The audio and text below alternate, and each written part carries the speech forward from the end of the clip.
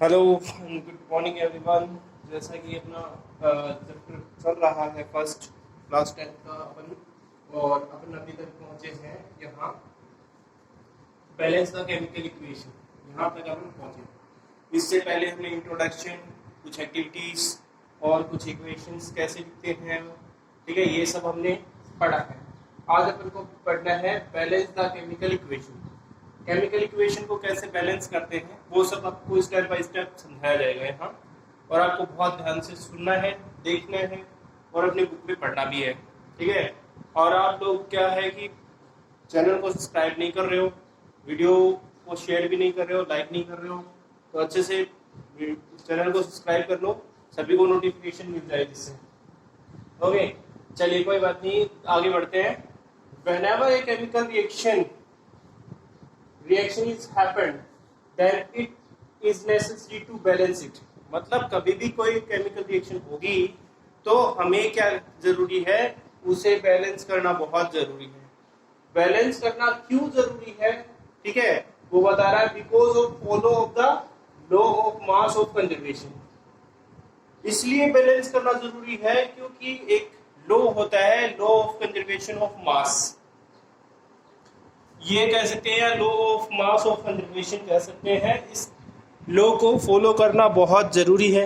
ये क्या कहता है, ये लॉ कहता है, ये लॉ मैंने आपको पीछे भी बताया है कि हमेशा क्या करता है, कोई भी रिएक्शन होती है उसके अंदर ये बताता है कि रिएक्टेंट साइड और प्रोडक्ट साइड जो है वो इक्वल नंबर ऑफ एटम्स होते हैं, या मास जो होता है वो इक्वल हो सकता है। फॉर एग्जाम्पल, मैं एक एग्जाम्पल यहाँ लिख रहा हूँ, जैसे H2 plus Cl2, H2 plus Cl2, which is gives that 2HCl। ये है हमारे पास एक रिएक्शन। तो हमें यहाँ समझने का एक बात है कि एक हाइड्रोजन का 1 ग्राम वेट होता है, तो 2 हाइड्रोजन हो गए, तो टोटल ग्राम हो गया 2 ग्राम वेट हो गया। इसी प्रकार हमारे पास यहाँ अगर बात करेंगे, प्लस सिंबल लगा दिया हमने, प्लस का सिंबल ये रहा।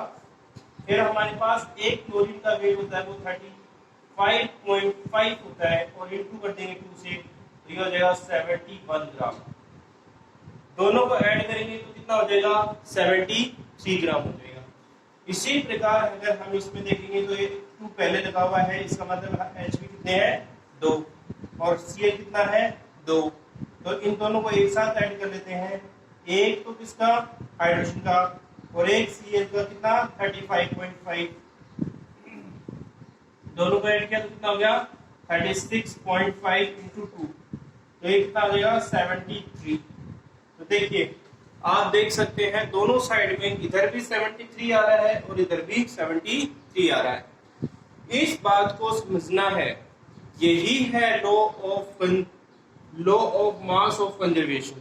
क्या कहता है कि दोनों साइड में हमारे पास मास क्या रहना चाहिए, सेम रहना चाहिए। तो इस लॉ को फॉलो करते हुए हमें ये बात समझनी है। तो हमने ये समझा कि लॉ ऑफ कंजर्वेशन ऑफ मास क्या है, तो हमारे पास हमने आपको बता दिया है कि रिएक्टेंट साइड और प्रोडक्ट साइड में, दोनों साइड में अगर जो वैल्यूज मास की जो वैल्यूज होती हैं वो क्या होती है, सेम होती हैं। और केमिकल रिएक्शन को बैलेंस करते हैं तब भी हमारे पास यही काम में आता है कि हमारे पास जो law of conservation of mass है उसको फॉलो करना जरूरी है, ठीक है। In this law we know that the mass of reactant and the mass of product in always equal, ठीक है। क्या कहता है कि जब भी हम इस केमिकल रिएक्शन को बैलेंस करेंगे तो हमारे पास उसमें law of mass of conservation है, ये एक लॉ होता है, ये फॉलो करेगा, और उसमें रिएक्टेंट का मास और प्रोडक्ट का मास वो क्या होगा, ऑलवेज इक्वल, ये होगा। ये हमें ध्यान रखना बहुत जरूरी है। आगे पढ़ते हैं, आगे कह रहा है some basic rules that follows the balance the chemical reaction. हमें कुछ बेसिक रूल्स हैं जिनको फॉलो करना पड़ेगा हमें केमिकल रिएक्शन को बैलेंस करने के लिए। तो हम यहाँ बेसिक रूल्स हम फॉलो करेंगे। क्या क्या रूल्स रहेंगे वो आपको ध्यान रखना है। यहाँ मैं 1 बाय 1 करता, मतलब सारे रूल्स बताता चला जाऊंगा, आपको ध्यान से पढ़ना है, देखना है, समझना है और मेमोराइज करना है। First of all, step number 1, First of all, draw the boxes around the formula. Do not change inside the formula. मतलब बॉक्सेस के अंदर कोई चेंज नहीं लाना है, ठीक है। पहले सबसे पहले देखिए, सबसे पहले हमें इक्वेशन दी हुई थी, इक्वेशन कुछ इस प्रकार दी हुई थी, Fe plus H2O give that Fe3O4 और प्लस H2। ये इक्वेशन गिवन है, क्वेश्चन में गिवन है ऑलरेडी। तो हमारे पास हमने ये इक्वेशन गिवन है, देखो ये वाली। तो हमने क्या किया, इसके अराउंड बॉक्सेस बना दिए। पहला काम सिर्फ इतना ही है कि जो भी फॉर्मूला गिवन है उसके अराउंड आप बॉक्सेस बना दो, उसके अलावा कुछ नहीं करना है, कोई चेंज वेंज नहीं करना है, जैसा है वैसा ना वैसा पड़ा रहने दो और सिर्फ बॉक्सेस बना दो। तो ये हमने बॉक्सेस बना दिए हैं। फिर आगे बोलता है, कहता है list the number of atoms of a different atom present in the chemical equation, या अनबैलेंस इक्वेशन कह सकते हैं, ठीक है, अनबैलेंस इक्वेशन। तो यहाँ हमने एक टेबल बनाई हुई है, ये बहुत डेकोरेटिव तरीके से आपको टेबल बनानी है। यहाँ मैंने लिखा हुआ है एलिमेंट्स, यहाँ लिखा हुआ number of atoms of reactant यानी LHS साइड, ठीक है, और यहाँ लिखा हुआ number of atoms of product RHS side. दोनों साइड हमने यहाँ लिख दी है। ये रिएक्टेंट साइड यानी रिएक्टेंट साइड है, ये प्रोडक्ट साइड है। आप देखेंगे कि रिएक्टेंट साइड में हमारे पास Fe कितना है 1, O कितना है 1, H कितना है 2, ये लिख दिए। इसी तरीके से हम ये प्रोडक्ट साइड पे देखेंगे, Fe कितने हैं 3, O कितने हैं 4, H कितने हैं 2। तो H तो बैलेंस है दोनों साइड में, इधर भी बैलेंस है और इधर भी बैलेंस है, लेकिन हमें क्या करना है और अदर एलिमेंट्स बैलेंस करने हैं, ये हमें देखना है, ठीक है।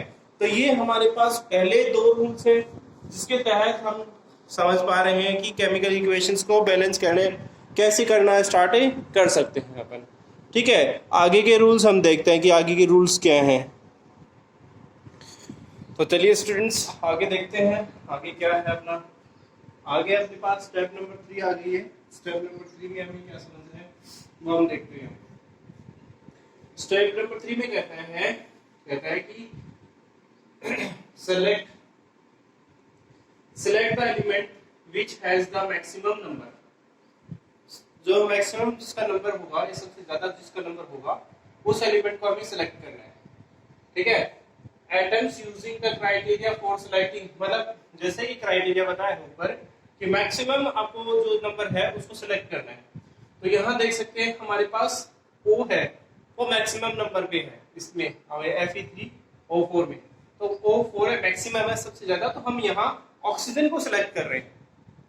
तो देखिए यहाँ पहले ही लिखा हुआ है इनिशियल, पहले कितना है और फिर कितना है टू बैलेंस्ड, ठीक है। तो हम देख रहे हैं यहाँ रिएक्टेंट साइड लिखी हुई है, यहाँ प्रोडक्ट साइड लिखी हुई है। तो यहाँ देखिए रिएक्टेंट साइड में क्या है हमारे पास, H2O में ऑक्सीजन कितना है 1, तो हमने उसको इंटू कर दिया, इस पूरे मॉलिक्यूल को 4 से इंटू कर दिया तो 4 हो जाएंगे। इसमें ऑलरेडी 4 है तो बैलेंस हो गया। कैसे? क्योंकि इसके H2O के सामने तो हम 4 प्लेस कर देंगे, देखो ये प्लेस कर दिया, और इसमें ऑलरेडी 4 है तो प्लेस करने की कुछ जरूरत नहीं है। सो हम इसको ऐसे बैलेंस कर सकते हैं। चलिए देखिए कहता है to equalize the number of atom it must be remembered that we cannot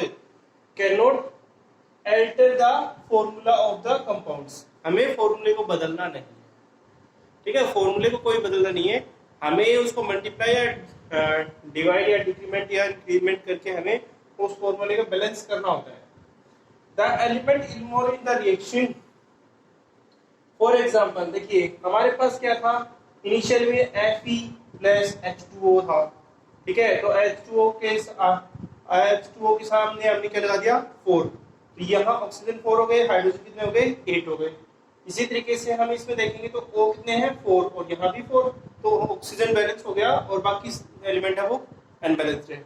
तो हम आगे बढ़ते हैं। स्टेप नंबर 4 में कह रहा है हाइड्रोजन और फेरस और हाइड्रोजन अनबैलेंस्ड है अभी भी। Ferrous and hydrogen atoms are still not balanced, ये दोनों बैलेंस अभी नहीं है। Now balance the hydrogen atom to be equalize it, मतलब हम इक्वलाइज करके दोनों हाइड्रोजन एटम को दोनों साइड में इक्वलाइज करके उसको बैलेंस करने की कोशिश करते हैं। ठीक है, make the number of molecules of hydrogen as 4 on the RHS। ठीक है, देखो हाइड्रोजन, देखो जैसे मॉलिक्यूल्स बोल रहा है, मॉलिक्यूल्स देखो यहाँ एक हाइड्रोजन का मॉलिक्यूल है, यानी 2 हाइड्रोजन, उसमें एक मॉलिक्यूल है लेकिन हाइड्रोजन 2 है, तो उसने बोला कि RHS में 4 हाइड्रोजन 4 मॉलिक्यूल्स बनाने हैं, यानी 4 मॉलिक्यूल होते ही टोटल हाइड्रोजन कितने हो जाएंगे 8। देखिए यहाँ 2 है तो 2, यहाँ कितने हैं 8, तो यहाँ भी अगर इसके सामने 4 लग जाएगा तो 8 हो जाएगा। ठीक है, सेम डिटो प्रोसीजर देखिए, एटम्स ऑफ हाइड्रोजन ये लिखा हुआ, फिर इनिशियल स्टेट और टू बैलेंस। देखिए हम देखेंगे रिएक्टेंट साइड में, देखिए हाइड्रोजन कितने हैं 8 है, कैसे पता चला, देखिए 4 इंटू 2, 4 इंटू 2 हाइड्रोजन कितने हैं, देखो H2 लिखा हुआ और 4 ये रहा, तो इंटू कटेंगे इसको इससे तो कितना हो गया 8, तो ये लिखा हुआ है 8 है, इनिशियल स्टेट में भी 8 है और उसका बैलेंस स्टेट में भी 8 ही है। फिर हमारे पास रिएक्टेंट साइड में आते हैं, सॉरी प्रोडक्ट साइड में आते हैं, प्रोडक्ट साइड में देखिए 2 in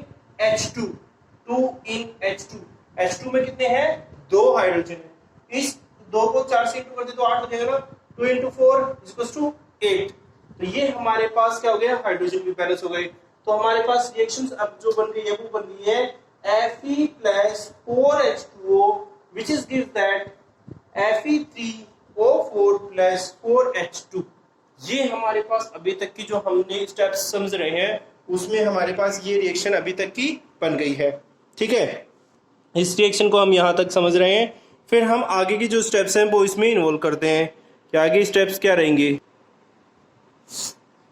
ओके चलिए देखते हैं आगे जो 3 स्टेप्स और बची हुई हैं वो फिनिश करते हैं, और ये आज का हमारा जो सेशन है वो फिनिश हो जाएगा इसके बाद में।